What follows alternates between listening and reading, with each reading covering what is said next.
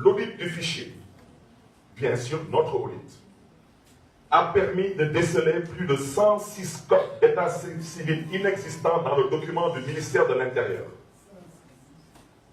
Un exemple, existence d'un centre fictif à Dakar portant la codification alphanumérique 753, centre de l'avenue Émile Bayad, entre parenthèses, tantôt ministère des Affaires étrangères, qui n'est rattaché à aucune collectivité territoriale. Je vous demande, vous journalistes, écoutez très bien ce que je vous dis, c'est d'une extrême gravité. Tous les codes que vous voyez là, qui doivent correspondre à un centre d'état civil, n'existent pas. Ils ont pris tous ces codes, ils les ont rattachés à des nombres d'électeurs. Je mets ma main sur la Bible. Le président Macky Sall, en complicité avec les services du ministère de l'Intérieur, s'est permis de mettre 14 319 personnes liées au code 699. Je mets au défi quiconque de me dire le 699 est rattaché à quelle collectivité locale. Il n'existe pas. Personne n'a un acte d'état civil en bonne et due forme avec un code 699. Le code 699 n'existe nulle part sur toute l'étendue du territoire national. C'est valable pour le code 713, 434, 182 et j'en passe. Là, je vous ai fait une petite synthèse. On est à plus de 180 000 électeurs qui n'existent pas. Ils n'ont pas d'acte d'état civil. Ils n'existent pas. Ce sont des personnes virtuelles qu'on a transformées en personnes réelles dans le fichier. Et ça, je le répète, c'est d'une extrême gravité. Et j'espère que le procureur de la République aura le courage de se saisir, parce que cette histoire n'est pas encore terminée. Nous allons passer au 5e point, c'est l'inscription massive d'électeurs par audience foraine. Nous avons pris quelques exemples, parce que les audiences foraines, nous les maires, nous savons comment ça marche. Les audiences foraines sont traditionnellement organisées par le ministère de la Justice, en rapport avec les tribunaux d'instance, les préfectures et les collectivités locales, avec une communication et une information à l'échelle nationale. Ce qu'on a remarqué, c'est que les audiences foraines ont été organisées dans le Fouta, sans aucune forme de communication, ce qui a contribué à gonfler l'électorat dans certains départements. Nous avons pris des cas qui nous tiennent à cœur, parce que quand on doit crier au voleur, on doit savoir qui est le voleur. Le cas de la commune de Boké-Dialoubé. Boké-Dialoubé, c'est la commune de l'ancien ministre de l'Intérieur, Abdoulaye Daouda Diallo, dans le département de Podor, qui a 381 inscriptions par audience foraine en 2013, 533 en 2014, 929 en 2015, 204 en 2016, 874 en 2017, soit un total de 2921 cas en 5 ans, ce qui est impossible. Impossible. Ça ne se passe pas en milieu urbain, ça ne se passera pas non plus là-bas. Le tribunal département de Podor ne peut pas traiter 2921 cas dans une des 22 communes du département de Podor en 5 ans. Ce n'est pas possible. Les audiences foraines leur ont permis, bien sûr, de faire ce sale boulot.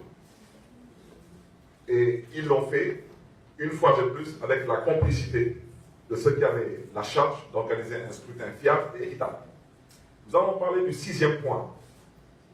Le 6e point, c'est l'attribution des doublons sur le fichier électoral en mode bis repetitif.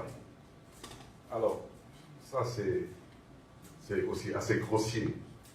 La DAF s'est donné la prérogative de créer des doublons dans le fichier électoral par rapport à l'état civil en ajoutant le chiffre 2 à la fin du numéro de carte nationale d'identité.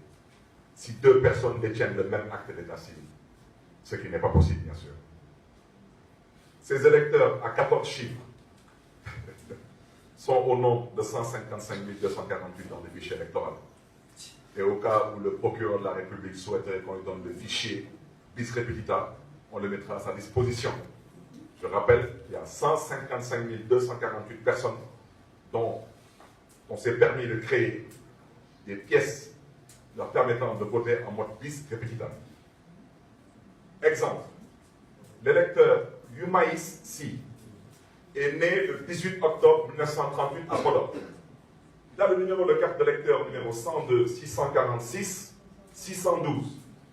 Et le numéro de carte nationale d'identité numéro 2 306 1973 00099. Et l'électeur Absawan, né le 5 juin 1973 à Podor. Elle est détentrice de la carte d'électeur numéro 105 568 876 et est toujours détentrice de la carte nationale d'identité numéro 2 306 1973 00099 plus. Ce n'est pas possible. Dans une même famille, vous êtes de même père et de même mère, vous êtes différents. Vous n'avez pas le même ADN. L'acte d'état civil est l'ADN d'un individu. L'électeur Mohamedou Djibi Pam est né le 13 mars 1952 à Guyane. Il a la carte d'électeur numéro 41 00 418 380 et le numéro de carte nationale d'identité numéro 1 316 1978 00085. L'électeur Amadou Sow, qui est né le 15 juin 1959 à Ayam. On parle enchantement à Ayam.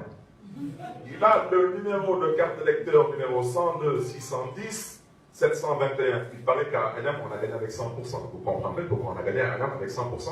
Parce que les moutons ont voté, les poulets ont voté. Et le numéro de carte nationale d'identité numéro 1 316 1978 000 85 2. Ce n'est pas possible. Et ça, il y a plus de 120 000 personnes dans ce cas de figure. Ça, personne dans cette salle n'a les moyens de faire ça, à part ceux qui ont la charge d'organiser l'élection présidentielle et qui n'ont jamais voulu mettre de fichier en ligne. Et je rappelle que quand le président Abdoulaye Wade quittait le pouvoir, le fichier était en ligne. Alors maintenant, nous allons terminer par les électeurs dont le lieu de naissance est Sénégal. Alors, chers amis, on est tous nés au Sénégal, mais on ne peut pas être déclaré au Sénégal. On est déclaré à Dakar, à Thiès, à Diourbel, à Kaolack, à Mermoz-Sacré-Cœur, à Grand-Yoff. On est déclaré dans une commune ou dans une collectivité territoriale qui a un rattachement de par un code de 3 chiffres.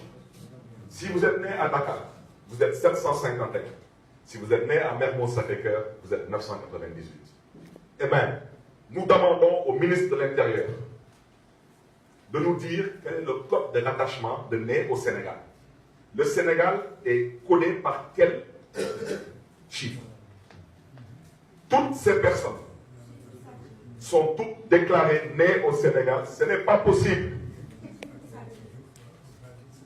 Et c'est par des centaines de milliers qu'ils ont fait ça. Je rappelle que quand je terminerai cet exposé, la presse en mettra à votre disposition tout ce que je suis en train de vous dire. Que le procureur de la République s'autosaisisse. Cette histoire n'est pas terminée. Je le répète avec force. Le mardi 2 avril 2019, l'homme qui va prêter serment n'est pas le président élu du Sénégal. Cet homme s'est déclaré un président élu du Sénégal de par un hold-up électoral, une fraude électorale, avec la complicité des plus hauts magistrats de ce pays et des institutions qui ont la responsabilité et la charge d'organiser un scrutin équitable et fiable. C'est ça la vérité.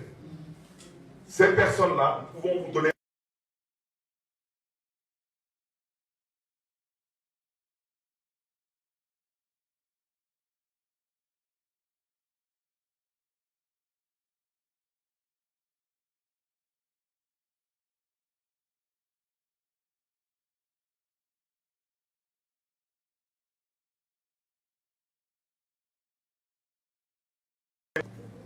le président Macky Sall a toujours refusé de livrer de fichiers à l'opposition. Il en a même multiplié les anomalies dans toutes les circonscriptions électorales. Ces anomalies lui ont permis d'insérer dans le fichier près d'1 million d'électeurs fictifs car n'ayant pas d'acte d'état civil valable. Nous avons un tableau qui semble-t-il... Allez-y, un peu plus gros, s'il vous plaît. Un peu plus gros, s'il vous plaît.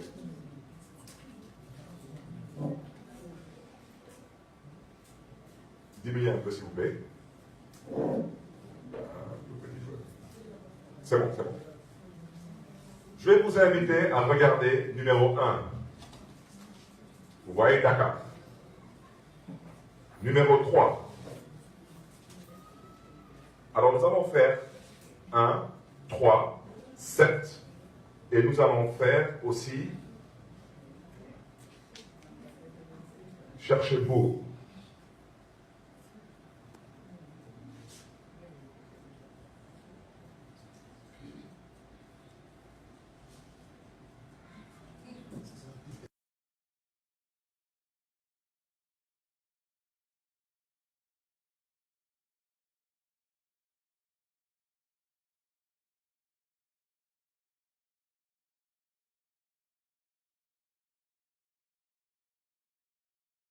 De cela. La preuve, l'Assemblée nationale du Sénégal ne peut être dissoute qu'en septembre 2019. Ce n'est même pas encore 24 mois. Voilà, s'il vous plaît. Restez là, s'il vous plaît. En 2017, les nombres de bureaux. Vous les verrez là. Là, c'est le nombre de bureaux. Là, c'est les inscrits. Là, c'est les votants. D'accord, pas de souci. À Dakar, en 2017, il y avait 1147 bureaux de vote. En 2019, il y en avait 1190. Donc, ils ont rajouté 43 bureaux de vote, il n'y a pas de problème. On peut comprendre qu'on rajoute 43 bureaux de vote à Dakar. On vient sur les inscrits, s'il vous plaît, la souris, merci. En 2017, il y avait 637 948 inscrits à Dakar. En 2019, il y en a 663 021. Donc, il y a 25 073 Dakarois qui sont greffés au fichier. C'est compréhensible, il n'y a pas de problème. Mais ce qui est intéressant, regardez les votants. Alors, les votants, il y a 340 015 votants en 2017, et en 2019, il y en a 456 107, soit une variation de 116 092. C'est impossible. C'est impossible de créer 43 bureaux de vote supplémentaires pour 116 000 personnes. Et je rappelle qu'il n'y en avait que 25 073 qui sont inscrits. Toutes les autres personnes ont été insérées dans le fichier par les mécanismes que je viens de vous montrer. Regardez ce qu'ils ont fait à Pékin. À Pékin, en 2017, il y avait 966 bureaux de vote. En 2019, il y en avait 1026. Ils en ont rajouté 60. On peut comprendre, c'est pas méchant. C'est la banlieue, il y a du monde, on peut comprendre. Eh bien, on passe aux inscrits. Aux inscrits, il y en avait 550 351 en 2017. En 2019, 573 844. Donc, 23 493 électeurs de plus sont greffés au fichier en moins de 24 mois. Mais l'aberration, c'est les votants. En 2017, il y avait 257 817 votants contre 380 188 votants en 2019, et en l'espace de 24 mois, ils ont rajouté 122 371 votants. Ce n'est pas possible. Ils ont inséré ces personnes dans le fichier par les mécanismes que je vous ai démontrés. Et vous verrez vous-même que partout où ils pensent qu'ils ne sont pas menacés, vous avez vu à Dakar, ils ont rajouté 116 092 personnes. À Pékin, ils ont rajouté 122 371 personnes. Mais comme ils ne se sentent pas menacés à Guédiawaye, ils ont rajouté que 37 817 personnes. Mais pour que vous compreniez, eh bien, passez en Baké, numéro 7, s'il vous plaît. En 2017, il y avait 748 bureaux de vote. En 2019, 810. Ils ont rajouté 62 bureaux de vote. Ils ont rajouté plus de bureaux de vote à Baké qu'à Dakar.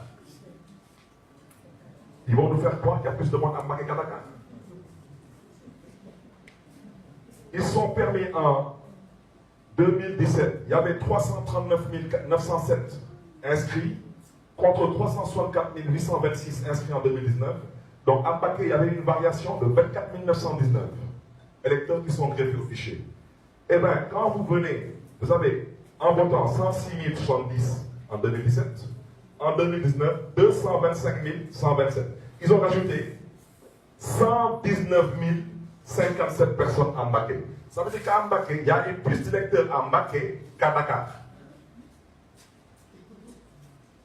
Mais ils se sont dit que les hommes politiques n'ont pas le temps de décortiquer les chiffres. Eh bien, nous, on a le temps de décortiquer les chiffres. Parce que nous, on sait qu'on a affaire à des voleurs.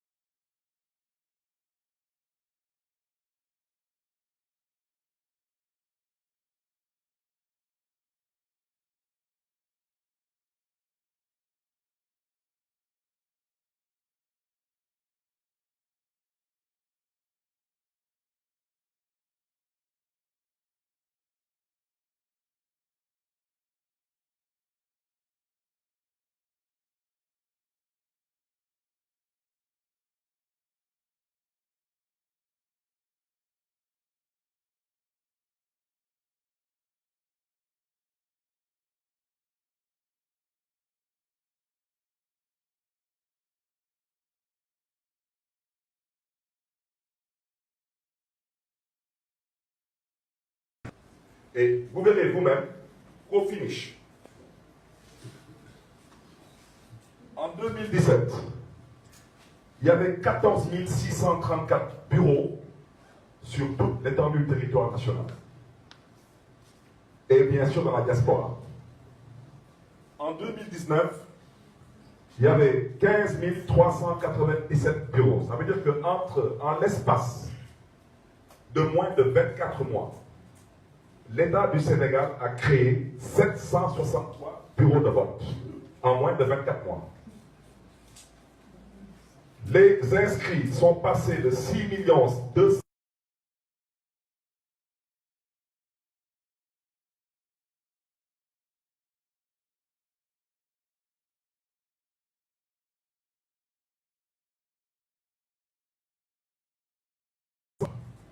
parce que entre les primo-votants, etc., on peut comprendre.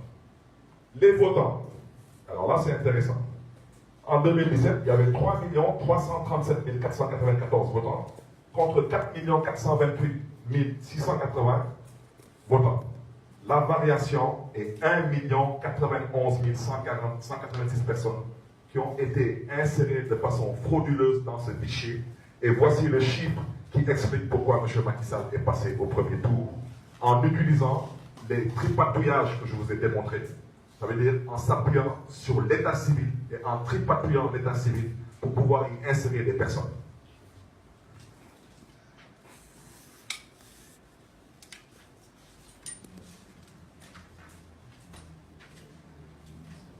Ces actes ont fini de décrédibiliser même notre carte nationale d'identité biométrique. Malgré un investissement faramineux et ahurissant de plus de 52 milliards de francs CFA, certains pays de la CEDEAO ne reconnaissent même pas cette pièce nationale d'identité. En conclusion, c'est l'avant-dernier point. Au vu de tous ces constats, manquements, tripatouillage, nous informons l'opinion nationale et internationale et nous confirmons que ce mardi 2 avril 2019, la cérémonie de prestation de serment à laquelle nous assistons ne reposera sur aucune légitimité électorale et surtout sur aucune crédibilité républicaine. En recommandation, c'est le dernier point. À ce titre, nous proposons et recommandons, à travers une démarche inclusive, participative, consensuelle et républicaine, la création d'une CENI à la place de la Sénat, la nomination d'une personnalité neutre, crédible et sérieuse.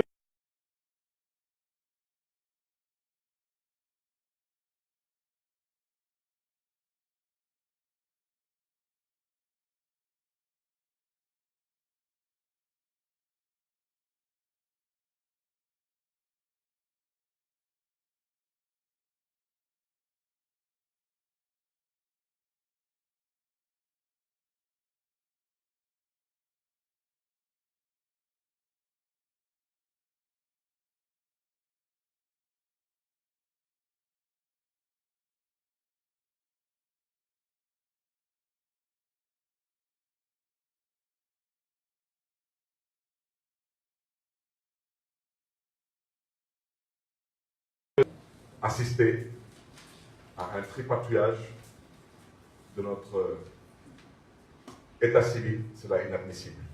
Et pour exemple,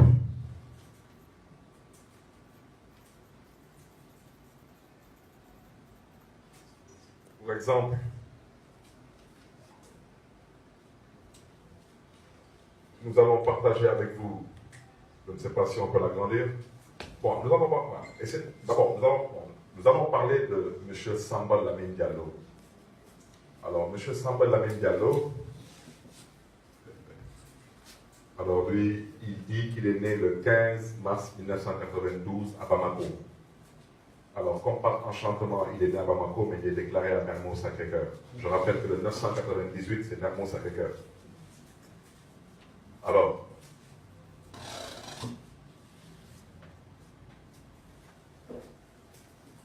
je voudrais dire à l'attention de ceux qui